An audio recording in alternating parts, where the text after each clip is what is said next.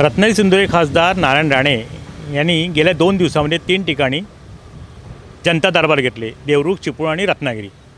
आणि दोन्ही देवरुख आणि रत्नागिरीमधल्या जनता दरबारला लांजा राजापूरचे आमदार भैया सामंत जातीनिश्चित या ठिकाणी त्यांच्या सोबत होते। आणि रत्नागिरीमध्ये सुद्धा काल झालेला जो जनता दरबार होता त्याच्यामध्ये सुद्धा भैया सामंत पूर्णपणे त्या जनता दरबारामध्ये दादांच्या सोबत होते। जवळजवळ रत्नागिरीमध्ये झालेल्या जनता दरबारमध्ये 105 अर्जदारांनी आपले गाऱ्हाणी दादांसमोर मांडली।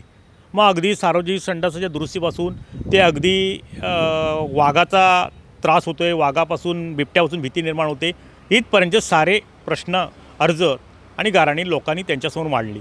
दादांनी अत्यंत आपुलकीने चौकशी केली, विनोदाने एखाद्या गोष्टीत सांगितली आणि प्रत्येकाला न्याय कसा मिळेल या भूमिकेतनं दादांनी आपली मते मांडली।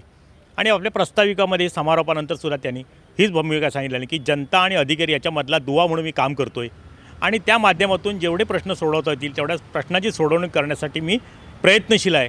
आणि अधिकाऱ्यांनी पेंडिंग हा शब्द वापरू नये, जेणेकरून 15-1 दिवसामध्ये प्रत्येक विषयाचा निपटारा नियमानुसार जे असतील त्याचा व्हायला पाहिजे असा आग्रही दादांचा होता।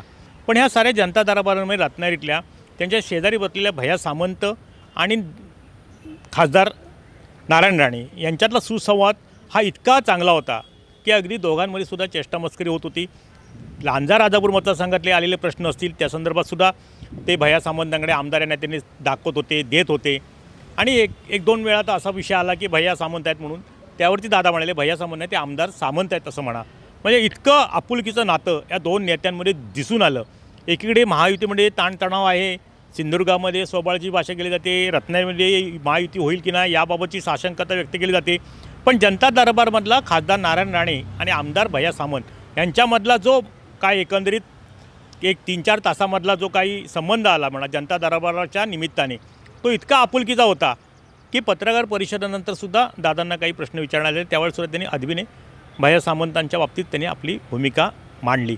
एकंदरीतच काय की भैया सामंत अगदी त्यांच्या प्रत्येक आलेल्या प्रश्नासंदर्भातला अर्ज असेल तो पुढे संबंधित अधिकाऱ्यांना देण्यापर्यंत, आणि काही वेळा भैया सामंत आमदारात तुम्ही लांजा राजापूरचे बघा, अगदी घनकचरा प्रश्न जो ऐरणीत लांजा राजापूरमध्ये आहे, लांजामध्ये आहे, त्या संदर्भातसुद्धा काही लोकांनी मतं मांडली की 80 दिवस झाले लोकप्रतिनिधींनी सगळी उपोषण चालू आहे पण अधिकारी येत नाही। त्यावरसुद्धा दादा म्हणाले की घनकचरा प्रकल्प होणं गरजेचं आहे, तुमच्या काय अडचणी असतील मांडा, पण याच्यामध्ये कुठं राजकारण आणू नका किंवा पुढारपण कोणी करू नका, इथपर्यंत सांगण्यापर्यंत दादांनी आपली भूमिका मांडली।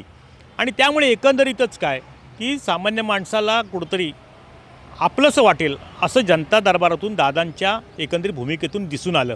आणि त्यामुळे 3-4 तासामध्ये ह्या जनता दरबारामध्ये आलेले प्रश्नची सोडवणूक करताना अधिकाऱ्यांनासुद्धा काही गोष्टींमध्ये सूचना देताना त्यांनासुद्धा काही वेळा कानपिचक्या दिल्या आणि त्यामधूनसुद्धा सामान्य माणसाला किरकोळ कामासाठी 15-15 दिवस 6-6 महिने 3-3 महिने लागू नयेत अशा सुद्धा काही गोष्टी अधिकाऱ्यांना सुनावल्या।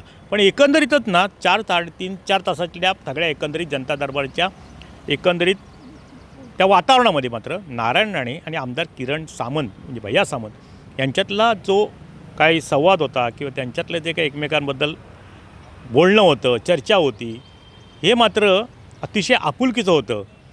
त्यामुळे खऱ्या अर्थाने त्या ठिकाणी शिवसेनेचे आमदार या नात्याने भैया सामंत त्या ठिकाणी बसले होते, खासदार भाजपचे आहेत, कुठंतरी युतीची एक संकेत किंवा युतीबद्दलची आपुलकी म्हणा की युती किती घट्ट आहे म्हणा किंवा युती राज्य सरकारमध्ये युती आहे ती सुद्धा प्रत्यक्षात मात्र ह्या जनता दरबारसुद्धा दिसून आली। एकंदरीतच काय की दादा आणि भैया यांचं एकंदरीत जनता दरबारातलं वागणं हे सामान्य माणसालासुद्धा सुखावलं होतं आणि कार्यकर्त्यांनासुद्धा ते वेगळंच वाटत होतं। टाइम डिटेल करता किशोर मोरेसह शुभम पवार, रत्नागिरी। टाइम्स डिजिटलला लाईक करा, शेअर करा, सबस्क्राईब करा आणि बेल आयकॉन दाबायला विसरू नका। Times digital.